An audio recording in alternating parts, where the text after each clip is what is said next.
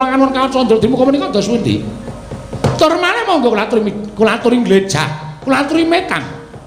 Menapa dipun kajengaken Kakang Semar menika mboten nama nerak pacak nerajang perbatang nyangkrak dhateng panguwasing Kapura Jawata menika mboten. Lah tremut lho, Di.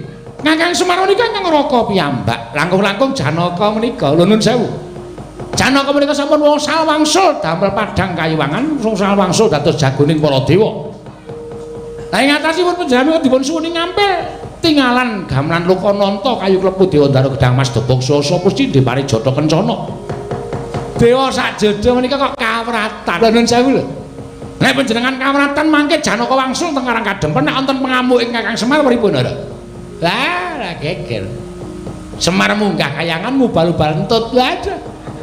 Dewa bubar kabeh, opnam kabeh dewa. Inggih Kakang. Inggih. Dipun suwuni ngampil abote sepira ta?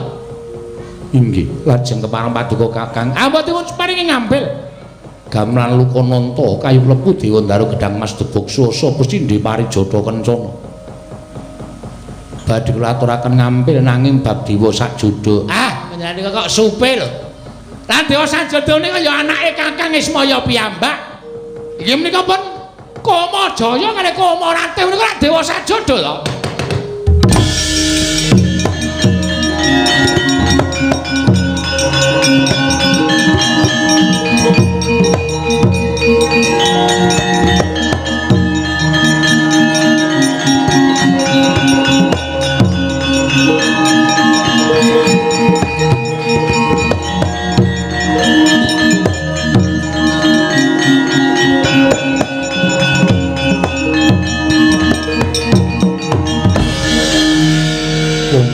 Kawan Kumajaya wonten dawuh pukul nggih wonten dawuh pukul kita ulun dawuh mudhuna ning Karang Kadempel nanging jroning kita mudhun ana ing Karang Kadempel ulun kanteni gamelan Lokananta kayu klepu Dewa Ndara Gedang Mas Debaksa sapa Cindhe Parijata Kencana gawanen sarta sawana aturna marang Kyai Semar Badranaya dadya sarana nggone ndhawuhake atmajane Kang aran Bambang Senet ngaturaken panuwun lan sendika ngestakaken dawuh inggih kula sendika ngestakaken dawuh Arjuna kula paring dawuh matur lawan Kakang Semar Badranaya ulun ngudaneni kang dadi karepaning Kakang Badranaya nyuwun pamit kulun